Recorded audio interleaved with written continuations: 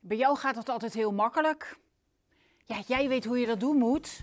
Maar als ik een pop vastpak, dan ziet dat er echt niet uit. Het is één van de opmerkingen die ik vaak hoor als ik een workshop of een webinar geef. Voor mij is het allemaal veel gemakkelijker dan voor jou. En dat klopt ook. Voor mij is het gemakkelijk. Maar zo is het echt niet altijd geweest. Je gelooft er misschien niks van, maar ik begon net als jij. Ik ben Helle Meurs en ik ben handpopcoach. Ik help je om van jouw pop een fantastisch hulpmiddel te maken, waarmee je kinderen uit kunt dagen tot contact en deelname. In dit filmpje neem ik je mee naar de allereerste keer dat ik met een pop de klas binnenstapte. Mijn avontuur begint in Arnhem, november 1994. Ik loop samen met mijn handpop de klas in.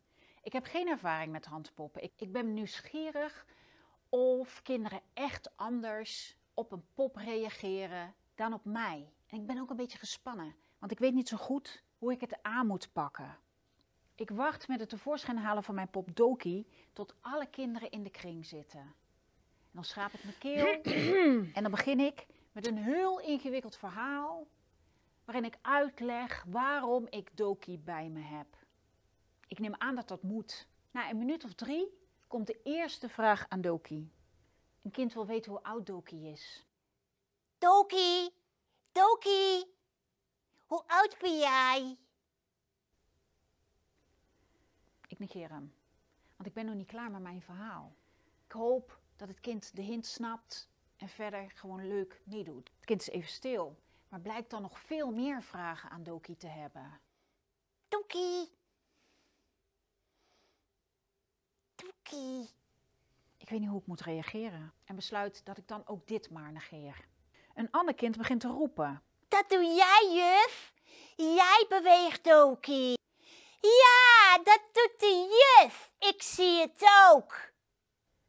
Tjonge, wat moet ik daar dan weer mee? Ik probeer maar iets. Nee, Doki leeft. Dat zie je toch? Hij beweegt en hij praat en hij... Maar veel verder kom ik niet, want er is er in een klas altijd wel eentje die zich niet om de tuin laat leiden en toch echt heeft gezien dat jij het bent die praat. Dat overkwam mij dus ook. Doki praat, dan beweegt jouw mond. Ik probeer mijn activiteit nog een beetje te redden door te zeggen: nou, ik ben wel heel nieuwsgierig wat Doki nog meer te vertellen heeft. Jullie niet? Maar het leed is al geschied. Zodra Doki weer gaat praten, weet iedereen het Ja, zeker. die juf die doet dat. Ja, die doet dat gewoon. Het kind dat als eerste wilde weten hoe oud Doki is, laat ook weer van zich horen. Doki, Doki, hoe oud ben jij nou? Negeren helpt niet meer. Hoe meer ik negeer, hoe harder sommige kinderen beginnen te roepen.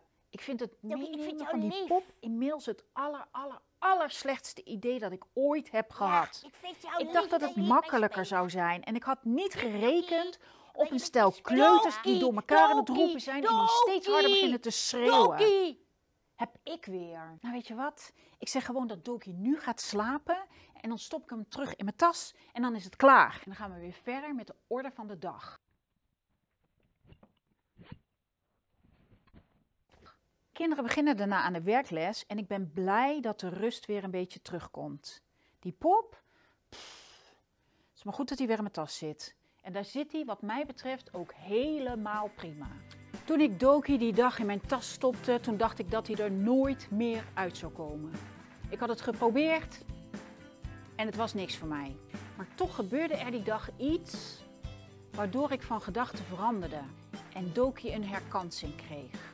Wat dat was, dat vertel ik je in het volgende filmpje. Nieuwsgierig? Abonneer je even op dit kanaal. Dan hoef je geen filmpje meer te missen.